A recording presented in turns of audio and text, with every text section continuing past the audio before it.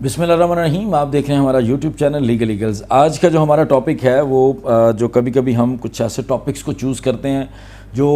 वक्ती तौर पर मुल्क के अंदर जो बहुत ज़्यादा जो इशू डिस्कस हो रहा होता है, तो उसके ऊपर भी हम आप लोगों के साथ अपनी जो कानूनी राय और उससे मुतल्लिक कोई अगर कानूनी तौर पे कोई अपडेट हो तो वो शेयर करते हैं। हाल ही में 14 अगस्त को मीनार पाकिस्तान लाहौर में एक इंसिडेंट हुआ जिस वाक़े की तफसील यकीनन हर कोई जानता है, लेकिन उसको हम थोड़ा सा उसका बैकग्राउंड डिस्कस करके हम आगे चलेंगे। इस मुकदमे में बेसिकली एक लड़की की तरफ से 3 दिन के बाद एक FIR दर्ज करवाई गई जब एक वीडियो वायरल हुई कि उस लड़की के ऊपर कोई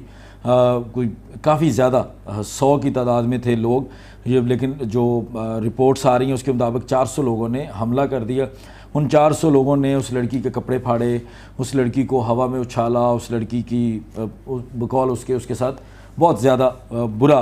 किया। और जो वीडियो फुटेज से देखा जा सकता है उसमें उस लड़की को काफ़ी ज़्यादा ज़दोकोब किया।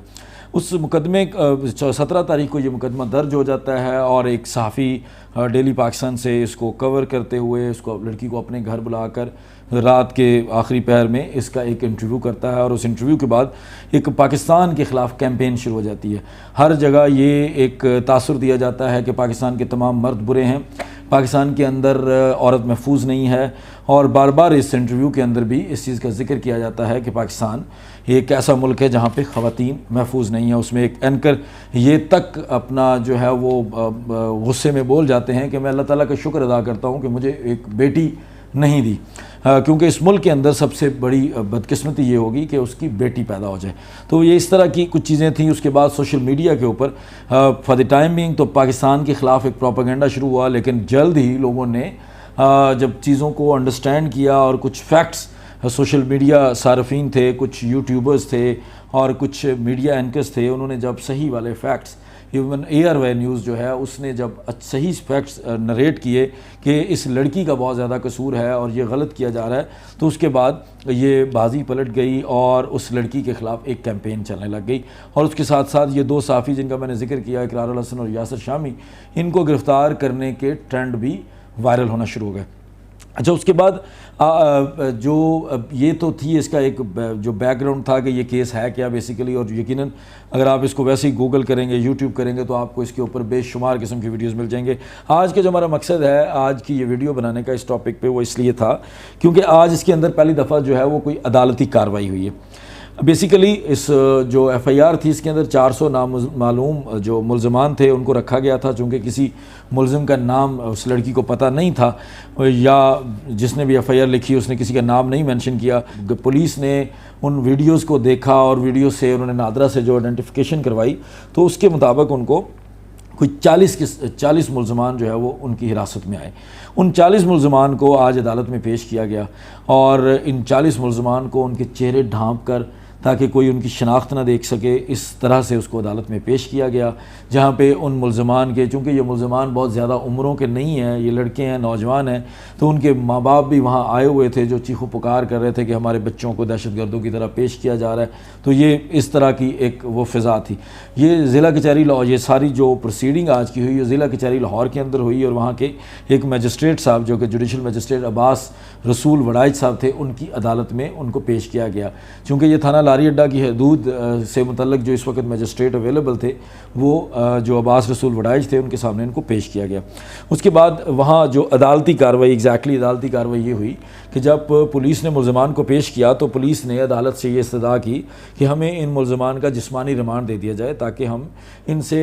इनका मौक़िफ़ लें, इनको तफ्तीश करें, इनसे अगर कोई रिकवरी होती है, इनके पास कोई फुटेजेस हैं, इनके पास कोई वीडियोज़ हैं, तो ये सारी चीज़ें हम रिकवर कर सकें और ताकि इस मुकदमे के अंदर इनका चलान तैयार कर सकें और इनको सज़ा दिलवाई जा सके। तो उसके जो अदालत का मौक़िफ़ था, अदालत का सवाल था तफ्तीशी ऑफिसर से कि क्या ये मुल्ज़मान नामज़द किए गए हैं FIR में, क्या इनको नाम से इनके ख़िलाफ़ मुकदमा दर्ज करवाया गया है। जिस पर पुलिस का मौक़िफ़ था कि जी उस वक़्त ये मुकदमा जो है वो 400 नामालूम लोगों के ख़िलाफ़ दर्ज करवाया गया था। बाद में जो विक्टिम है आयशा अकरम और जो सोशल मीडिया की रिपोर्ट्स हैं और जो एक नादरा की वेरिफिकेशन उन फुटेजेस से आई है, उन जो फुटेजेस आयशा अकरम ने या पुलिस ने ख़ुद से हासिल की थी, उनके अंदर से उसके मुताबिक लोगों को गिरफ़्तार किया गया, जिस पर अदालत का ये कहना था कि ये कबल अज़ वक्त होगा कि किसी बंदे को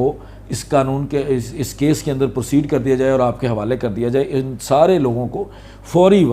फौरी तौर पर जेल में भेज दिया जाए और इनकी शनाख्त को ऐसे ही मुख्फी रखा जाए और फौरी तौर पर शनाख्त परेड का बंदोबस्त किया जाए। शनाख्त परेड, मैं इसके ऊपर बहुत तफसीली वीडियो बना चुका हूँ, थोड़ा सा उसका जिक्र कर देता हूँ। जब कोई ऐसे मुल्ज़मान किसी मुकदमे में मुलव्वस होते हैं जिनका नाम पहले जिक्र नहीं हुआ था और उनको अब बाद में मुकदमे के अंदर गिरफ़्तार किया जाता है किसी निशानदेही के ऊपर, तो उन मुल्ज़मान को जो मुद्दई है उस मुकदमे का, उससे पहचान करवाने के लिए जो एक प्रोसीजर है वो शनाख्त परेड होता है। मैं उसका लिंक दोबारा डिस्क्रिप्शन में दे देता हूँ, आप उसको देख सकते हैं। उसके बाद अदालत ने यह कहा कि इन तमाम लोगों को अदालत से ले जाएं और इनको जेल भेज दिया जाए और फौरी तौर पर शनाख्त परेड का बंदोबस्त किया जाए, ताकि शनाख्त परेड के बाद देखा जाएगा कि कौन कसूरवार है, कौन कसूरवार नहीं है, और अगर कोई कसूरवार है तो उसके साथ क्या अदालत ने करना है। इस सारे पहलू के दौरान जो वो 40 मुल्ज़मान गिरफ़्तार हुए थे उनका मौक़िफ़ भी आ गया। उनका मौक़िफ़ अदालत के अंदर और अदालत के बाहर उन्होंने मीडिया के लोगों के सामने जो एक इल्तिजा की वो ये थी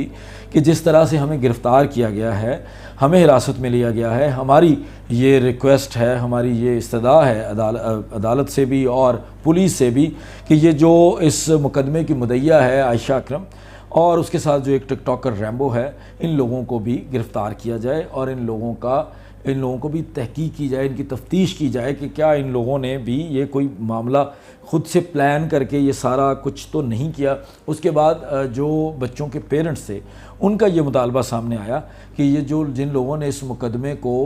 अजीब किस्म की जो है वो बढ़ावा दिया और ये जो लड़की है इस लड़की को भी गिरफ़्तार करके, और जिन जिन लोगों ने इसको बढ़ावा दिया जिसमें यासर शामी और इकरारुल हसन एंकर का नाम था, कि इनको भी गिरफ़्तार करके इनकी भी तफ्तीश की जानी चाहिए। तो ये सारी प्रोसीडिंग करने के बाद अदालत ने उन मुल्ज़मान को जेल भेज दिया और जब मजिस्ट्रेट साहब जेल के अंदर जाके शनाख्त परेड के प्रोसीजर को मुकम्मल करेंगे तो उसके बाद मुल्ज़मान को दोबारा पेश किया जाएगा। और मीन टाइम अगर कोई नया मुल्ज़म पुलिस गिरफ़्तार करती है तो पुलिस उसको अदालत के सामने पेश कर सकती है।